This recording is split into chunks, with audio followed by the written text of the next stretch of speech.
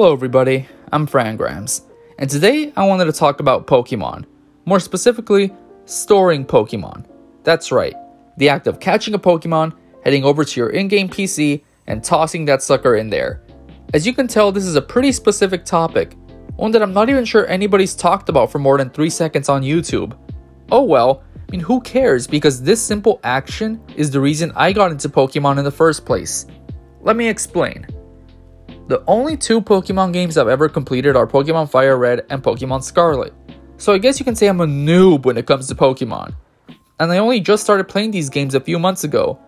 So what took me so long to play them? I don't know, but I know what got me into them. One day, I was just mindlessly scrolling through some videos on YouTube when I came across a video that was titled something along the lines of Pokemon Fire Red Living Dex.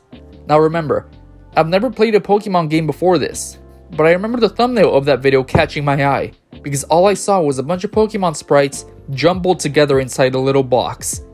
I didn't know what I was looking at, but I liked it. I loved seeing the little sprites just chilling side by side on the grid. So naturally, I wanted to learn more about what this living dex was, and how I could get a bunch of Pokemon like the image in the thumbnail. I clicked on the video and I was hooked. It was just a simple video of a person organizing their Pokemon through various boxes in their in-game PC. A couple of weeks later and I finally gave in. I went straight to eBay and ordered a Game Boy Advance SP and a copy of Pokemon Fire Red. And as we all know, it's really easy to patiently wait for any order you place online to arrive, right? Right? Yeah, I know, it was agonizing. Well, when I get into something, I dive into it, don't judge. When the game finally arrived, I got to work.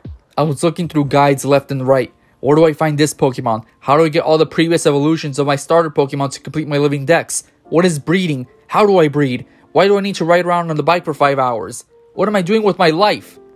All of this work was worth it in the end though. Although I couldn't complete my living dex, I still had what I wanted from the beginning. Boxes and boxes full of Pokemon. I started organizing my captive creatures in alphabetical order and by size. JK, I'm not a maniac. I really only focused on at least having all the evolutions together of a certain Pokemon, and every other Pokemon that didn't have an evolution would just go anywhere else. But I had a blast doing this. Just knowing that every Pokemon I caught or bred was now permanently stuck in these boxes, just readily available for me to pluck out and place into my squad at a moment's notice, was so satisfying. The more Pokemon I filled into these boxes on my PC, the closer I came to 100%ing the game in a way. It was the visual of these cute monsters filling up my boxes that really fueled my journey to collecting them all. And I know this video can be seen as a long-winded, I like the way Pokemon makes me catch them all. But it's not just that, because I've been hearing that saying for years. It's Pokemon. Everyone knows the catch them all line. But like I said before, it wasn't until I actually saw them all, neatly packed into this little grid, that I actually wanted to try my hand at it. And that's just a testament to how pleasing the art style was to look at in the earlier games, specifically the Generation 3 ones. Because if I'm being honest, I don't think I would have gotten into Pokemon if the storage system looked like how it does in, say, the newer games like Scarlet and Violet. I just don't like the way my Pokemon collection looks like in these games. And it's not their fault, they just reflect the modernized art of the games themselves. So it's all subjective in the end. Maybe there are some people out there who prefer the storage systems and the art of the newer games. But I'll always love gazing at my 16-bit collection. Even though I wouldn't mind having a Jirachi or Mew in there, yeah, that'd be pretty nice.